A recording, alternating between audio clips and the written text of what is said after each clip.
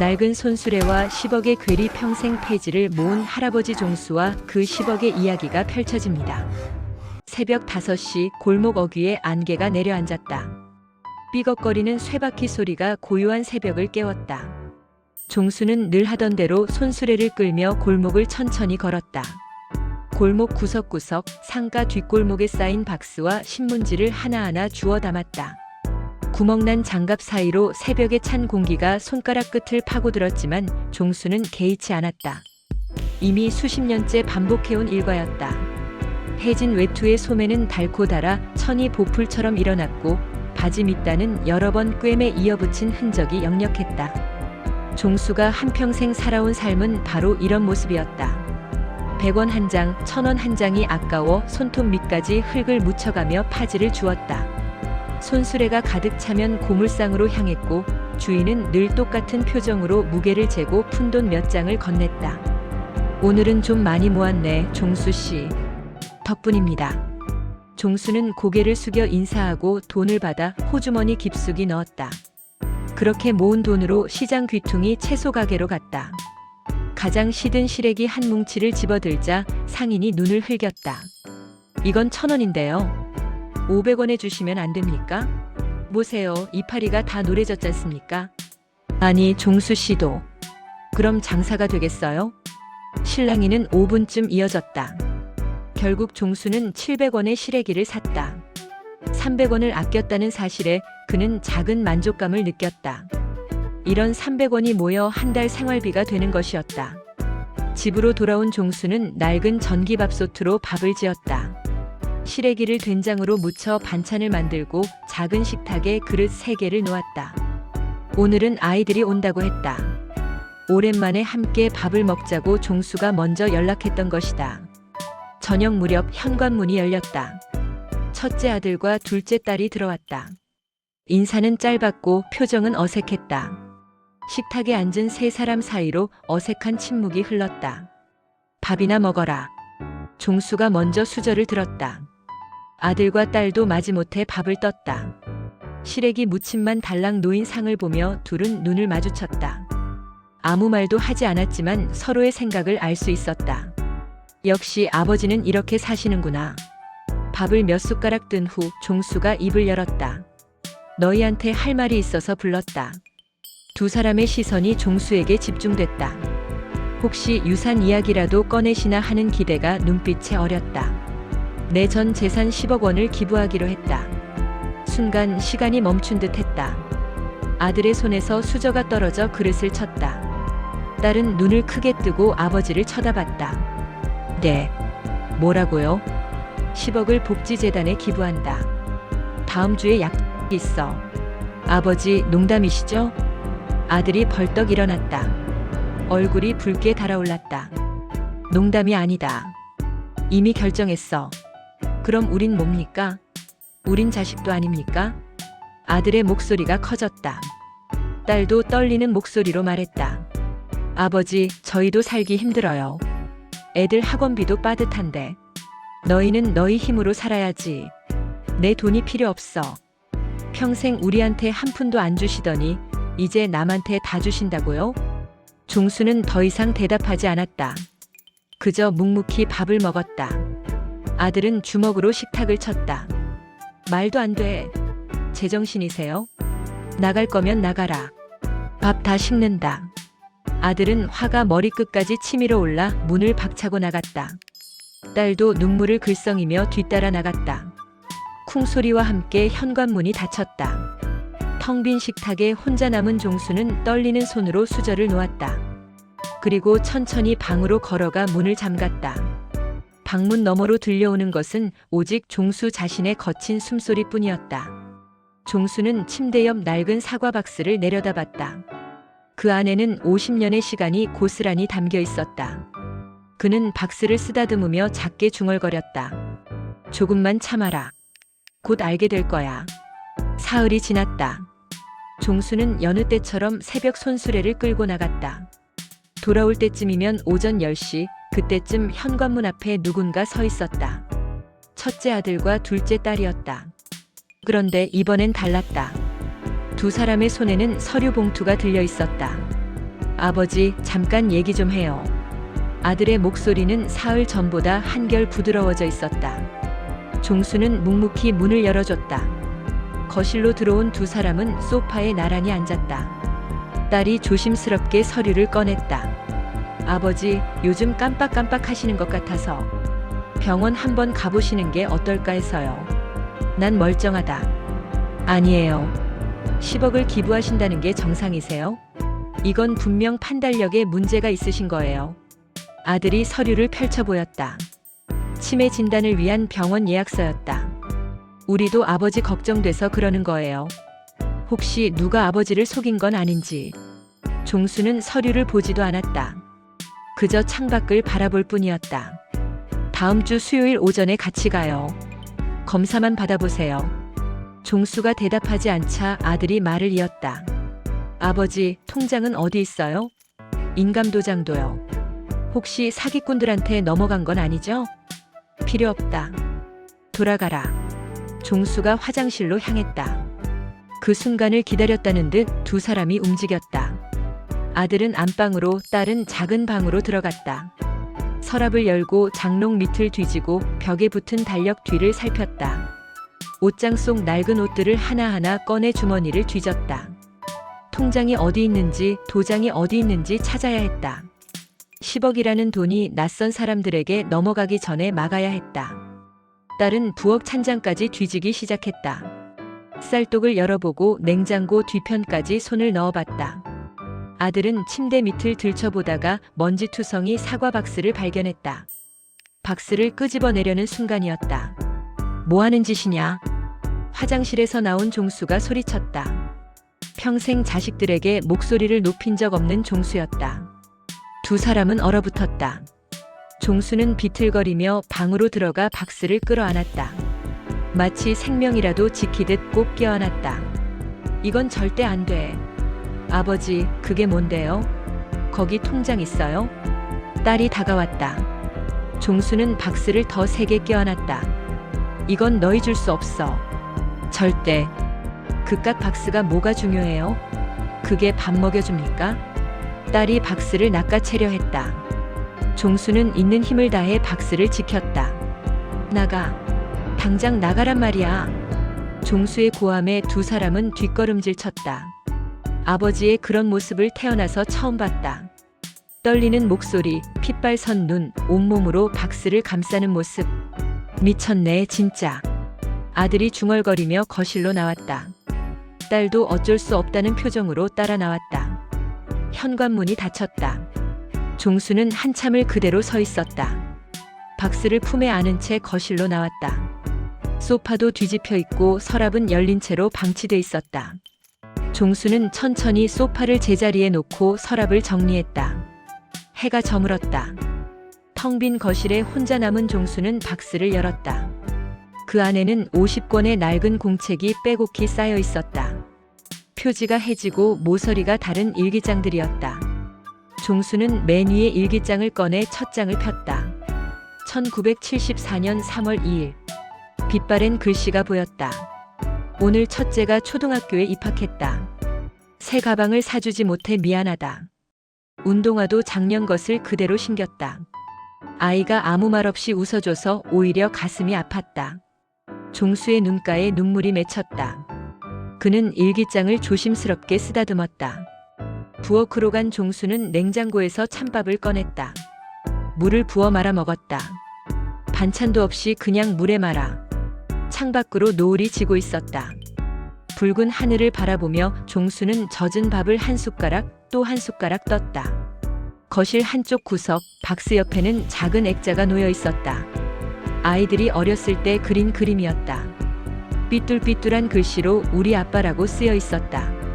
종수는 액자를 물끄러미 바라보다가 다시 밥그릇에 시선을 떨어뜨렸다. 조금만 더 참아라. 밤은 깊어갔고 종수는 혼자였다. 일주일 후 복지재단 직원이 종수의 집을 찾았다. 기부 약정을 위한 최종 확인 절차였다. 정장을 입은 젊은 직원이 서류 가방을 들고 현관 앞에 섰다. 종수가 문을 열어주려는 순간 뒤편에서 급한 발소리가 들렸다. 잠깐만요. 첫째 아들과 둘째 딸이 헐레벌떡 달려왔다. 아들의 손에는 또 다른 서류 봉투가 들려 있었다. 저희가 아버지 자녀들입니다. 잠깐 얘기 좀 해야겠어요. 재단 직원이 당황한 표우로 종수를 바라봤다. 종수는 한숨을 쉬며 문을 활짝 열었다.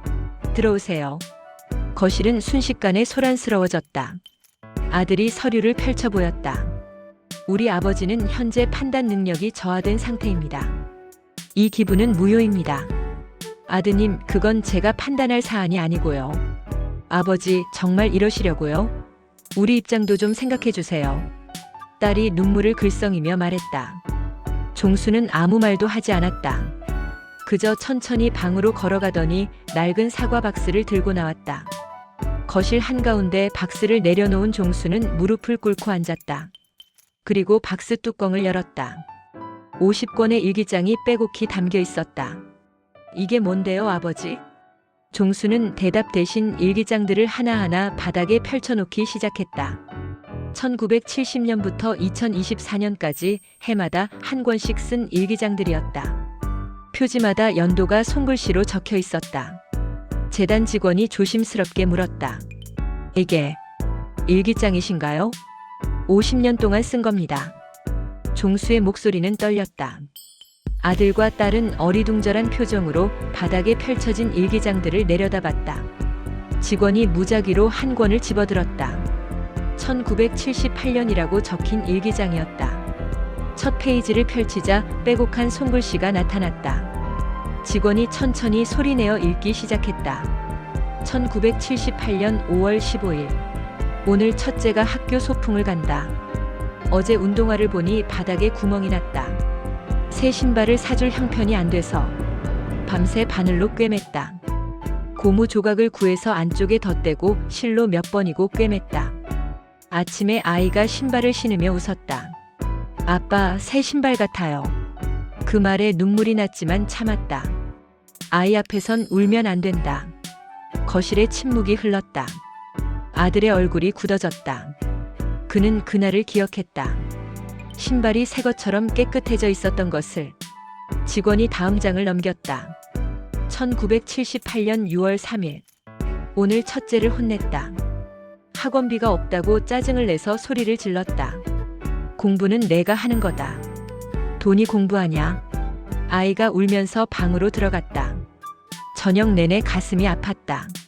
사실은 학원비를 마련하려고 한 달째 점심을 굶고 있다. 하지만 아이에게 그런 말을 할 수는 없다. 아이가 미안해할까봐. 아이가 공부를 포기할까봐. 딸이 손으로 입을 막았다. 그녀도 기억했다. 아버지가 자신을 혼냈던 수많은 날들을.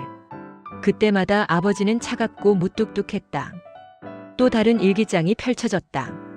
1985년이었다. 1985년 9월 20일. 둘째가 오늘 친구들과 싸웠다고 한다. 옷이 남루해서 놀림을 받았다고. 새 옷을 사달라고 했지만 거절했다. 옷이 사람을 만드는 게 아니다라고 말했다. 아이가 서운한 표정을 지었다. 밤에 아이 옷을 빨아서 다렸다. 낡았지만 깨끗하면 된다고 스스로를 위로했다. 사실은 내가 더 서럽다. 딸의 눈에서 눈물이 흘러내렸다. 재단 직원도 목이 메는 걸 느꼈다. 한 권 또 한 권.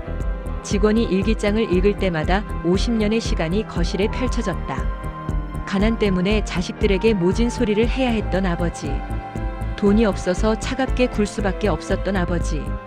하지만 그 뒤에서 혼자 눈물을 삼켰던 아버지의 모습이 글자마다 배어 있었다.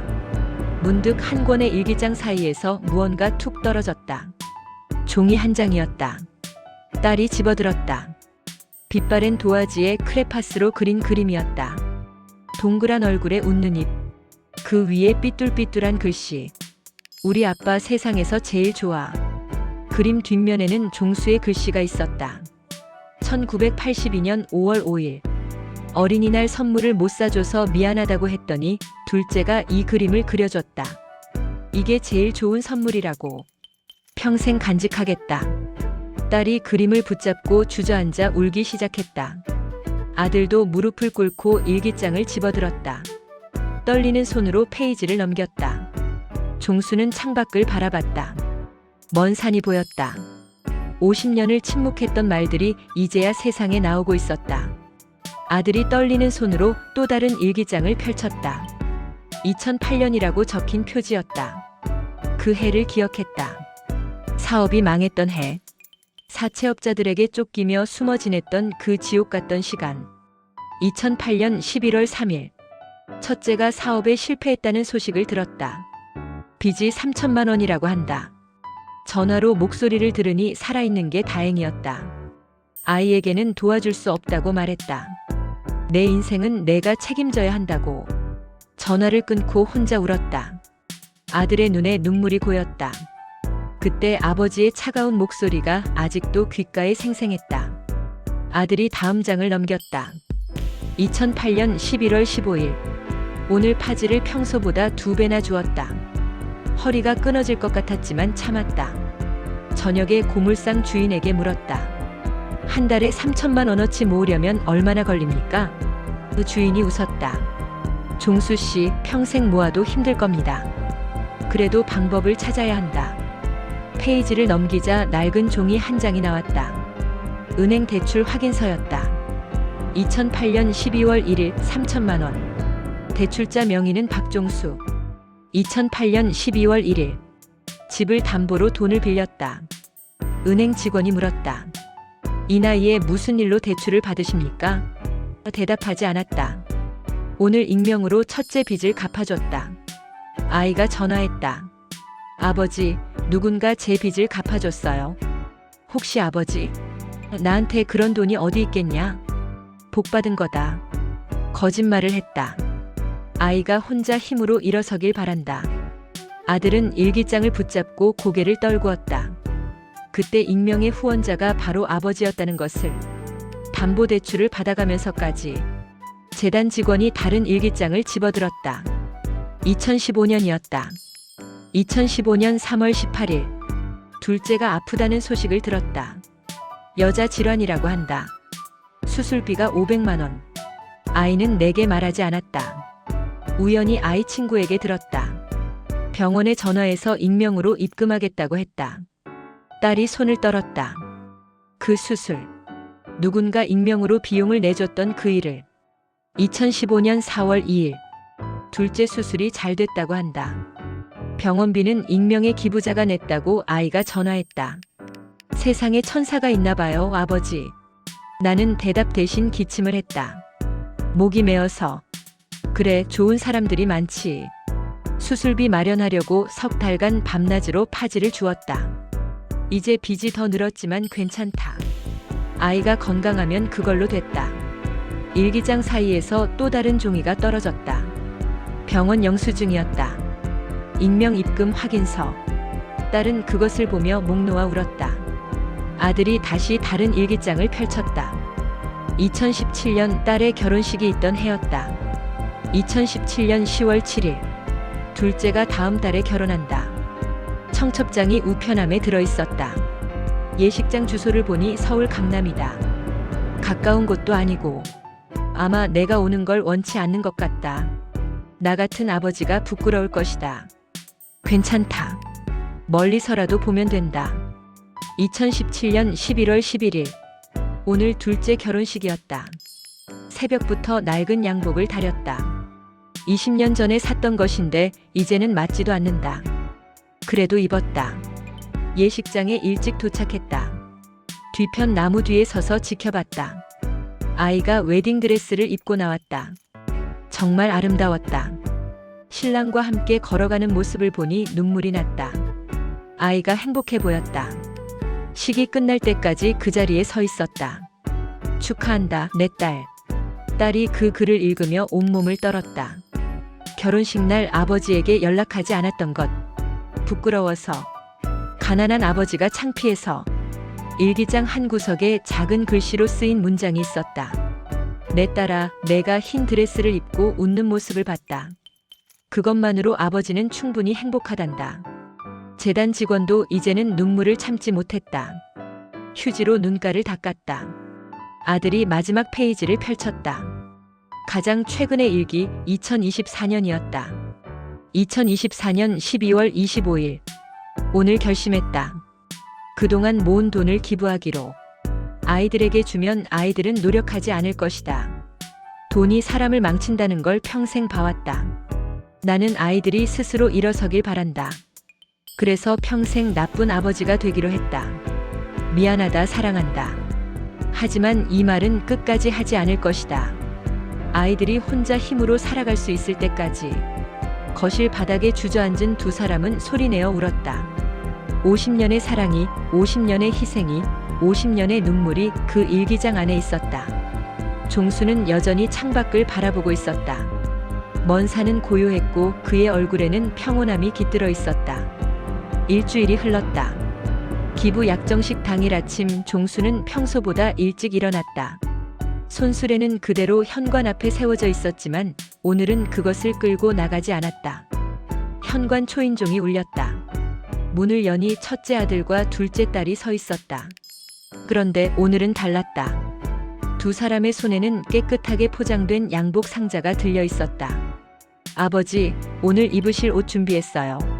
아들이 상자를 건넸다. 종수는 어리둥절한 표정으로 상자를 받았다. 이게 뭐냐? 약정식에 입고 가세요. 새 양복이에요. 괜찮다. 내 옷 있어. 아버지. 딸이 종수의 손을 잡았다. 오늘만큼은 우리 말 들어주세요. 네. 종수는 더 이상 거절하지 않았다. 방으로 들어가 양복을 입었다. 수십 년 만에 입어보는 새 옷이었다. 거울 앞에 선 종수는 어색하게 옷깃을 매만졌다.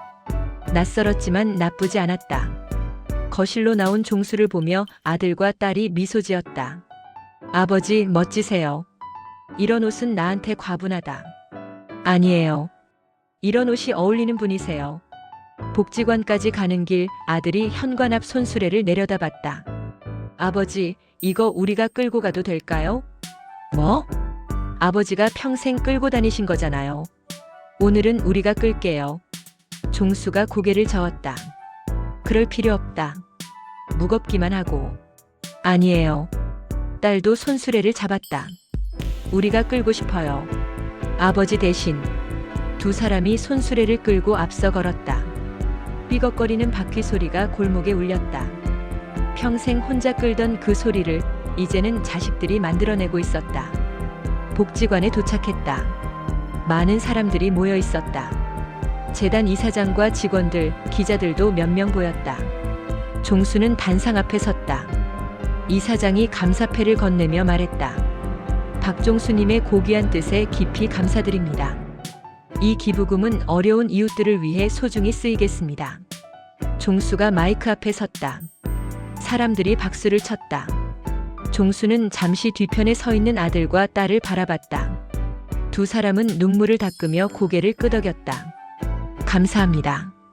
짧은 인사였다. 종수는 말을 이었다. 한 가지 부탁이 있습니다. 말씀하세요. 이 기부금을 제 이름으로 하지 말아 주십시오. 사람들이 술렁였다. 이사장도 놀란 표정을 지었다. 그럼 어떤 명의로? 제 자식들 이름으로 해주십시오. 박민수, 박지연.